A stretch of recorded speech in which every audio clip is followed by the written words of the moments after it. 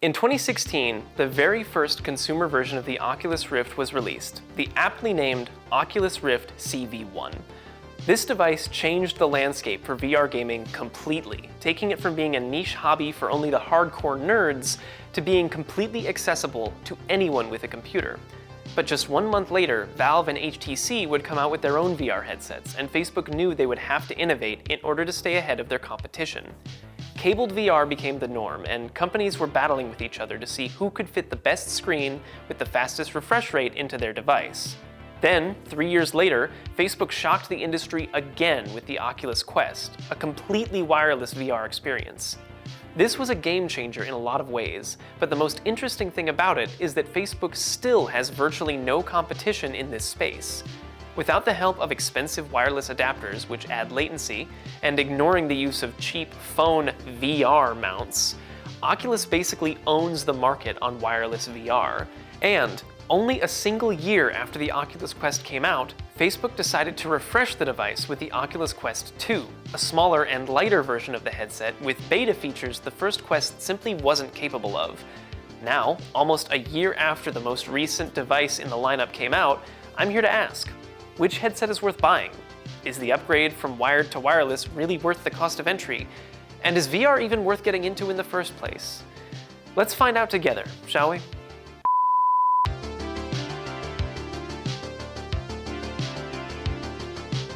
First, to examine the design of each of these devices, let's take it back to the beginning, March 18th, 2016. When the Oculus Rift CV1 first launched, it came in a starter pack that included the Rift headset, the touch controllers, and 2 sensors. This would be Facebook's first mistake, as the Oculus was limited by these sensors to only work when the user was facing in one direction, but we'll get to that.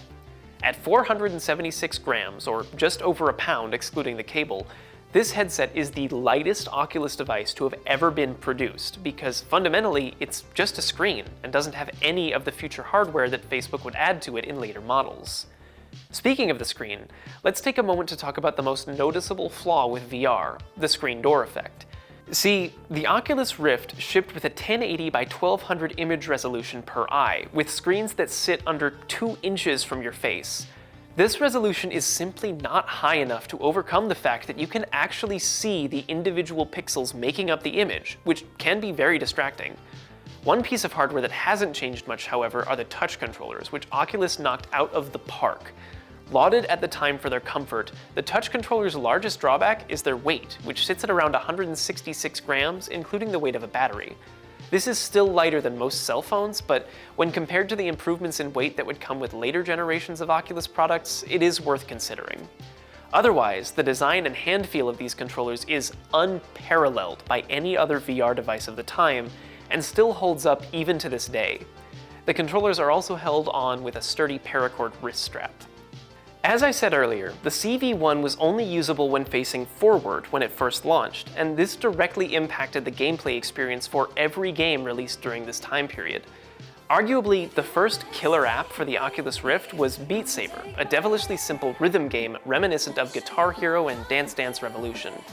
Beatsaber took the limitation of forward-facing gameplay and put it on rails, a style that would be emulated later on by games such as Thumper, which was ported to VR in 2019, and Pistol Whip, which released the same year. Some games, however, would begin to show the flaws in the Oculus tracking system by being a little too ambitious for their own good. The first game to truly captivate players and put them in a completely new world was Superhot, a VR adaptation of the mouse and keyboard game of the same name. The gameplay and mechanics of Superhot are dead simple. You grab the way you think you would grab, and you shoot the way you'd expect to shoot.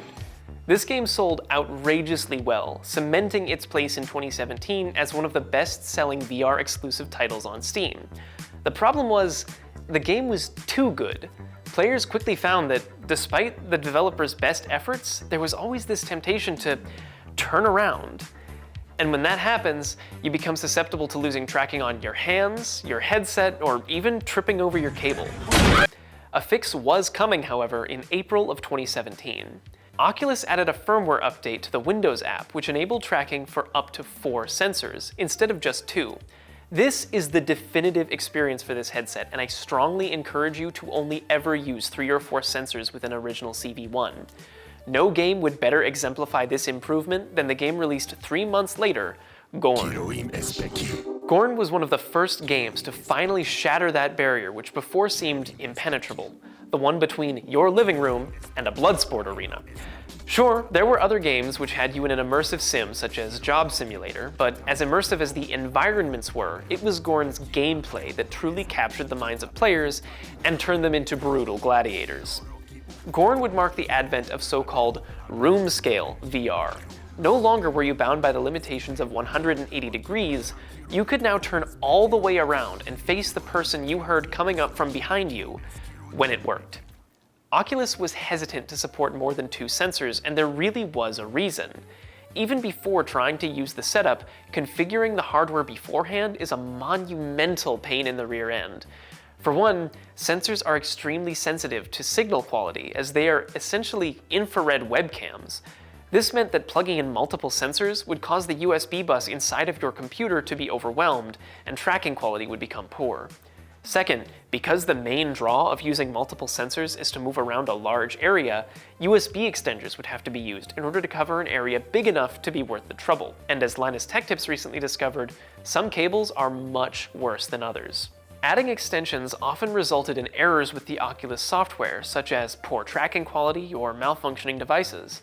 And with no way of knowing which extensions would work well with the Rift sensors, consumers were typically left frustrated far before the completed setup for room-scale VR experiences.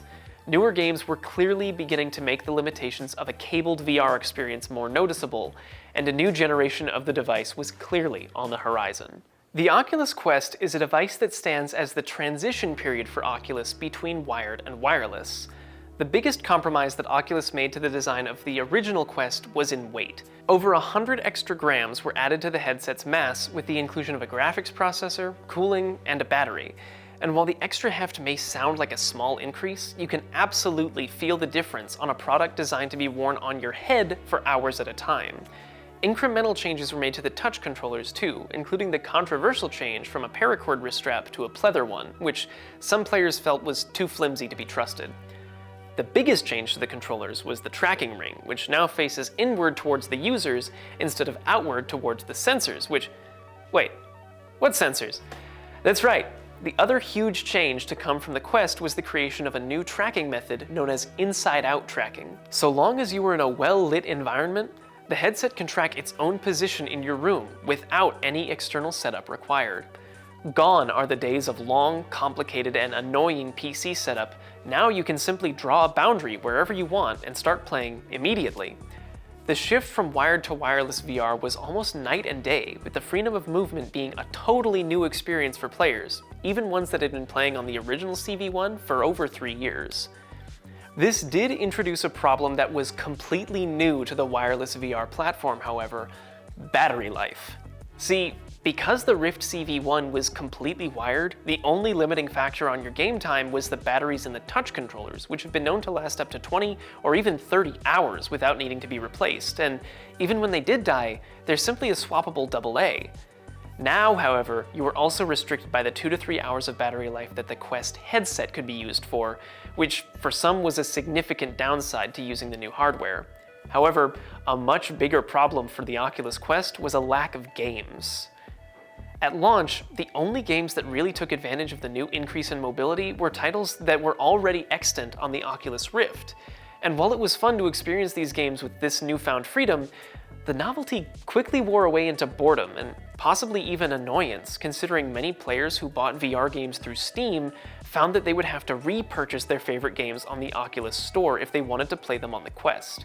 See, at launch the Quest was a completely mobile platform, so it needed to install all of its games locally to the headset. The Oculus came in 2 variants, a 64GB model for $399 and a 128GB model for $499. Initially, there was a lot of concern about the low base tier of storage because it didn't seem like enough space to hold more than a few games. This meant that in addition to needing a storefront to purchase these games, the Quest now suffered from what I like to call flagship-itis. Consider the iPhone. The cost difference between an iPhone 13 with 128 gigs of storage and 1 terabyte of storage is $500. It doesn't cost Apple $500 to add a terabyte of storage, but by restricting that level of storage to the more expensive device, they can force you to spend more than you wanted to. Now, normally on devices like this, you have the option to buy an SD card after the fact and upgrade the storage yourself, like you can on the Steam Deck, for example. Flagship-itis rears its head when companies like Apple and, in this case, Oculus, don't include expansion slots on their devices that would allow users to add more storage on their own, and instead demand that if a user wants more storage, they simply buy the more expensive device. However, the relatively small space on the base headset would soon prove to be a non-issue for a rather unexpected reason. See, rendering a game in VR is hard. Creating two independent scenes in 3D space that can be rendered at a high enough frame rate so as not to induce nausea means that games for VR need to be very well optimized. Oh my god! Because the Oculus Quest was running on a mobile processor, developers had to find ways to make their games less demanding. And the easiest way to optimize a game's performance is to decrease the quality of the textures. And as Ray Sevick showed in his video, Why Games Are Massive, a large portion of the space that games take up on your hard drive is not the audio files or the geometry, but rather the textures. Initially listed at 175 gigabytes, it was then proclaimed to be 80 gigabytes instead. That sounds impressive, but it really isn't. They simply made the high texture pack an optional download. So, with games shipping with drastically reduced texture quality, 64 gigs of storage becomes a lot easier to deal with. Over time, only a middling number of games would come out to the Oculus Quest, including Robo Recall, Creed, and Moss, but eventually, Facebook would introduce Oculus Link. This was essentially a way to wire your headset to your computer and play games that were otherwise inaccessible to Quest users, like indie and Steam games. The Oculus Quest always had the best VR hardware, but with the inclusion of the Oculus Link, it finally gained the library of content that it was sorely missing. Oculus Link wasn't perfect, but with the only alternative being a paid app which required you to place the headset in developer mode and sideloading it using another third-party app, Link was easily the most accessible option for the average user. Now that Oculus had made strides in improving the headset, they needed to find a way to make up for the somewhat underwhelming launch sales, with only around 500,000 units sold in its first year. It also didn't help that the Quest launched with a refresh rate of 72 Hz, which was not only lower than the previous headset, but also the lowest refresh rate that any Oculus device would ever ship with. Oculus needed to rethink its hardware and software strategy if it was going to stay competitive in the VR space, especially with Valve's new Index headset making significant ground in the rearview mirror, despite costing more than twice as much as the base tier Quest at launch. So, just a year and a half later, Oculus would launch the Oculus Quest 2. And while the improvements would appear to be largely iterative, this would prove to be the best Quest yet. Now, I know some of you might be wondering why we didn't include the Oculus Rift S in this lineup. Anyway, the Quest 2 stands as the latest and greatest piece of hardware from Oculus, although you'd be forgiven for thinking that the majority of the changes made here were purely cosmetic. The device has a bright white new paint job to differentiate it from its predecessor, and it has a controversial new strap system, though I don't think it's that big of a deal. See, the previous Quest strap used a lot of Velcro adjustments to fit the headset onto a single user. However, the Quest 2 eschews this rigid plastic mechanism in favor of a new elastic one, and I think it's the right choice. Because this headset is lighter, the straps do a fine job of supporting the device on your head, and with the elastic band, it's much quicker to share the headset between friends at, say, a LAN party, without having to readjust the straps every time. It's up to your personal preference, obviously, but I am quite a fan of the new straps. You can, however, replace it with a third-party strap if you prefer the older design. The touch controllers on this model are largely the same as last time, with the exception of the return to a paracord wrist strap instead of a pleather one. The Quest 2 succeeded in many ways that the original failed. First and foremost, it had an absolutely stacked launch lineup, including The Climb 2, which was a sequel to one of the best-selling games on the original Quest, as well as The Walking Dead: Saints and Sinners, which might go down in history as one of the greatest VR titles of all time, right next to Half-Life Alyx and Beatsaber. Speaking of which, Beatsaber would also be introducing multiplayer with the launch of the Quest 2, and that made buying either a second headset or a brand new one all the more exciting to people who wanted to play games with friends. The second way the Quest 2 succeeded was in software support. The original Quest had very few beta features worth looking into, while the Quest 2 supports high refresh rate modes, hand tracking, and most importantly, AirLink, which allows for completely wireless streaming from your computer to your headset. These features would all make their way backwards to the previous Quest, but the level of cutting-edge support on offer for the Quest 2 makes it almost worth the upgrade. Before you go thinking that the wireless headsets I've talked about are the clear winners here, there are two ways in which the wireless headsets are clearly inferior to the original CV1. The first is audio. The Quest lineup abandoned the Rift's more traditional over-ear headphone design in favor of a completely open near-field speaker mounted in the headband. While this does improve your awareness of your surroundings when you're in a game, it also means that not only can other people hear your game, but also that you can't really get immersed in the audio the same way you could with the headphones on the previous model.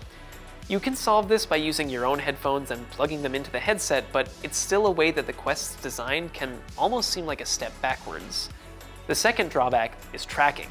See, for as many problems as the Oculus PC app has when setting up multiple sensors, when it works, it really works. With 4 areas of visibility, it becomes almost impossible for the touch controllers in your hands to become obstructed by anything in your environment. The same cannot be said for the Quest series, because since your face is the only thing that can track your hands, if you aren't looking at them, you will lose tracking, usually at very inconvenient times. The Quest 2 improved upon this issue significantly, but it still remains that you cannot do something as simple as pick up an object behind you without turning around to see it. This can lead to some very frustrating moments in games like Beatsaber, in which you might not be looking at your hands at all when they move, leading to your sabers losing all tracking and becoming stuck in place, as has happened to me on more than one occasion.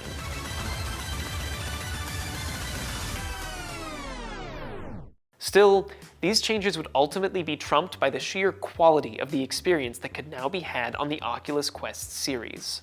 One major improvement to the Quest 2 was the screen, which is now 1832 by 1920 pixels, which is the highest pixel density of any Oculus device. This headset clearly overcomes the screen door effect that was so problematic for the original Rift, while being lighter and more responsive than the first Quest. Moreover, with the change from an OLED panel for the screens to an LCD, Oculus could begin rolling out higher refresh rate options, as LCD panels are easier to overdrive than the previous screens. By the end of 2020, the Oculus Quest 2 supported 120Hz refresh rates in select games, which is the highest refresh rate ever seen in a completely mobile VR console. Despite being outwardly very similar to its predecessor at launch, the Oculus Quest 2's minor improvements led to almost 1,000% more sales for the Quest 2 in the same time span as the first Quest, with nearly 5 million units sold to date. However, the Quest 2 would also signify the complete transition of the Oculus brand into the fold of the Facebook metaverse. You cannot use an Oculus Quest 2 out of the box without a Facebook account. Hi, this is future me. Well, okay, future as of the recording you're watching. I'm still past relative to you. But guess what I was wrong about? Apparently, the very day I choose to edit this video, Facebook makes an announcement that they're not going to keep a Facebook account requirement on the Oculus. So that's fun. Anyway, I was wrong, and apparently you will no longer need a Facebook account at some point in the future, although they're still not being very open with details. But it's a positive change, I think. Anyway, back to the programming. Overall, these 3 headsets represent a pretty obvious timeline from PC VR to completely mobile VR, and the user experience for each of them reflects their position on that timeline very well. If you're interested in a very consistent experience that has the potential to be great when set up properly, then the Oculus Rift CV1 is the headset to buy. If you're the only person that's going to be using the headset, then it's an incredibly solid experience. Secondhand, these typically go for about $200, but I personally wouldn't buy one unless you can get it with 3 or 4 sensors. If you're interested in wireless VR or want to share the experience with friends, but you don't want to blow your budget on a hobby that's still very much in its infancy, then the Oculus Quest is for you.